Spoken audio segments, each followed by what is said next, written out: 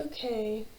When companies seek to raise capital, they have several options available, including issuing common stock, issuing corporate bonds, or obtaining loans from private lenders.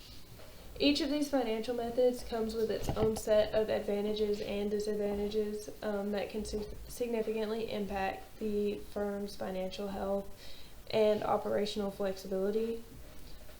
Issuing common stock is a popular method for raising capital.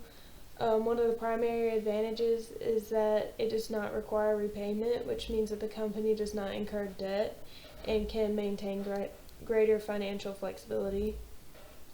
Additionally, issuing stock, a company can attract a wider base of investors, potentially enhancing its public profile and credibility.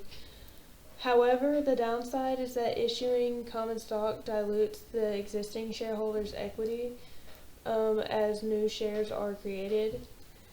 This can lead to reduced control for current shareholders and may affect stock prices negatively if the market perceives the dilution unfavorably.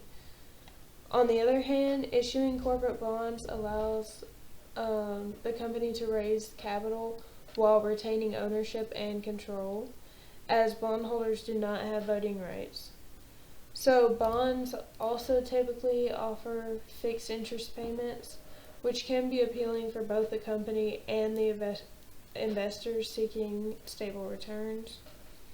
However, the disadvantages include the obligation to pay interest regardless of the company's financial performance, which can strain cash flow, especially during downturns.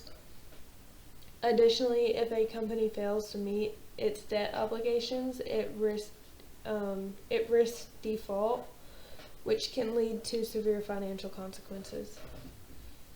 Obtaining loans from private lenders is another viable option. The advantages of private loans include quicker access to the funds and more flexible terms compared to traditional bank loans. Private lenders may also be more willing to take on riskier ventures that banks usually tend to avoid. However, the disadvantages can include higher interest rates and fees, which can increase the overall cost of borrowing. Furthermore, private loans may come with restrictive covenants that limit the company's operational flexibility, making it challenging to pursue growth opportunities. In summary, when comparing these three financial methods, issuing common stock, corporate bonds, and private loans, companies have to weigh the benefits of equity and financing against the obligations of debt financing.